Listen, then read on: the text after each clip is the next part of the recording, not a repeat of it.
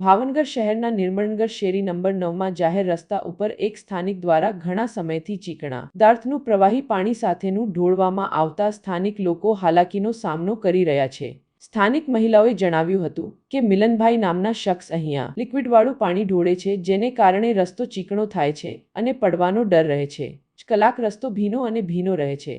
ઘણા વખત રજૂઆત કરવા છતાં કોઈ ફેર પડતો નથી। આ સાથે અનેક ચીજ વસ્તુઓ અહીંયા ફેંકવામાં આવે છે, જેથી ગંદકી થાય છે।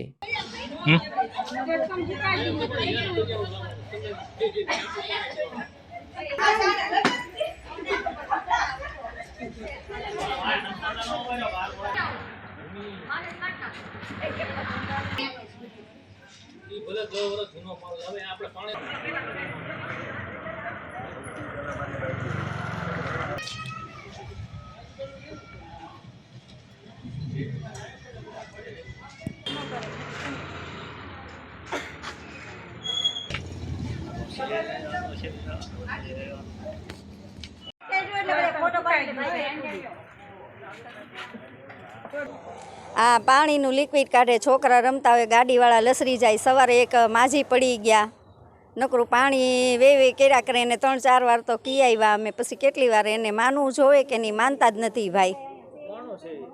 એ આ મિનલભાઈનું છે, એ આ બધું લિક્વિડનું બધું ઓલું કરે, મોલનું કામ કરે છે, પણ એ બધું છે ને આમ બધું ઓલું કરે છે ને એટલે બધું આવ્યા જ કરે છે પાણી, નકરું 24 કલાક શરૂ હોય। ટૂંકમાં આ ખાંચો ભીનો ને ભીનો જ રહેશે। ગીતાબેન સુરેશભાઈ વાચા, શેરી નંબર 9 નિર્મળનગર।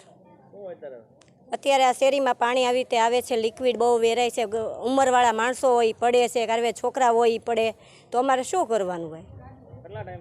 આ ઘણા સમયથી જોઈએ છીએ, પણ કહેવા જઈએ તો કોઈ માનતું નથી એનું। મિલનભાઈ કરીને છે, વેચવાવાળા છે, અને સામે જ રહે છે ભાઈ।